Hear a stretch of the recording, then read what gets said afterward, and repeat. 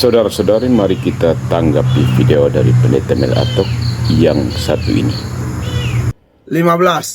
Engkau tahu bahwa semua mereka yang di daerah Asia Kecil berpaling daripadaku, termasuk Figelus dan Hermogenes. Tuhan kiranya mengaruniakan rahmatnya kepada keluarga Onesiforus yang telah berulang-ulang menyegarkan hatiku.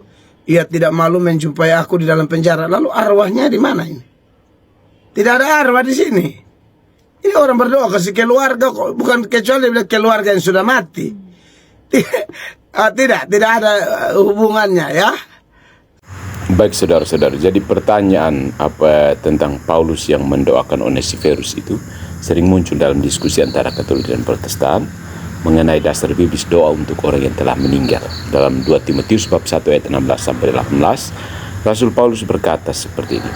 Tuhan kiranya menunjukkan rahmatnya kepada keluarga Onesiforus, karena ia telah berulang kali menyegarkan hatiku dan tidak malu dengan rantai yang mengikat aku. Di sini ada bias ya, Pendeta Mel Atok langsung berhenti. Lanjut, ketika ia ada di Roma, ia berusaha mencari aku dan sudah juga menemukannya. Tuhan kiranya mengaruniakan kepadanya supaya ia beroleh rahmat dari Tuhan pada hari itu, dan betapa banyaknya jasa pelayanannya di Efesus, engkau lebih mengetahuinya. Dalam ayat ini Paulus memohonkan rahmat Tuhan bagi Onesiforus ayat 18, terutama pada hari itu yang umumnya dipahami sebagai hari penghakiman. Nah, pertanyaan tentang apakah Onesiforus sudah meninggal, ya, meskipun tidak secara eksplisit, tapi akan kita tunjukkan bahwa kemungkinan besar, ya, dan para ahli berpendapat bahwa Onesiforus sudah meninggal, dan ayat ini adalah salah satu dukungan bagi iman orang Katolik terhadap doa kepada orang mati. Jika Onesiforus memang sudah meninggal, maka Paulus sedang mendoakannya agar menerima rahmat Tuhan pada hari penghakiman yang sejalan dengan tradisi Katolik dalam mendoakan arwah. Hal ini berbeda dengan doa kepada arwah dalam pengertian berkomunikasi dengan orang mati. Ya, Protestan itu membuat kesalahan kategoris yang dilarang dalam Alkitab, misalnya dalam Ulangan bab 18 ayat 10-12. Jadi 2 Timotius 1, 16-18 bisa menjadi contoh doa bagi orang yang telah meninggal, bukan komunikasi dengan roh orang mati. Ini mendukung praktik Katolik dalam mendoakan jiwa-jiwa di api penyucian. Mari kita lihat bukti bahwa Onesiforus sebenarnya sudah meninggal dunia, ya Pak Pendeta.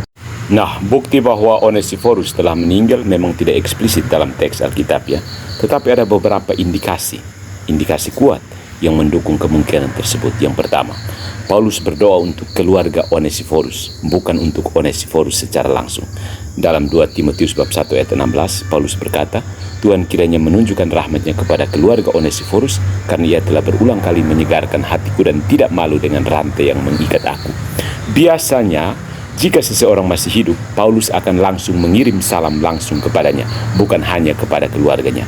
Hal ini berbeda dengan orang lain dalam surat yang sama, seperti Priscilla dan Aquila, 2 Timotius bab 4 ayat 19, yang disebut secara langsung karena mereka masih hidup. Yang kedua, doa untuk Onesiforus di 2 Timotius bab 1 ayat 18, Tuhan kiranya mengaruniakan kepadanya supaya ia beroleh rahmat dari Tuhan pada hari itu.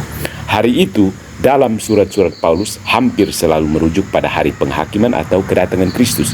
Misalnya dalam 2 Timotius bab 4 ayat 8, 1 Korintus bab 3 ayat 13. Jika Onesiforus masih hidup, permohonan ini menjadi aneh karena Paulus biasanya berdoa untuk rahmat dalam kehidupan sekarang, bukan pada hari penghakiman. Poin yang ketiga, salam di 2 Timotius bab 4 ayat 19, sampaikan salam kepada Priscilla dan Aquila dan kepada keluarga Onesiforus. Jika Onesiforus masih hidup, mengapa Paulus tidak menyebutnya secara langsung seperti Priscilla dan Aquila? Sebaliknya, ia hanya menyebut keluarga Onesiforus yang bisa menunjukkan bahwa Onesiforus sudah meninggal.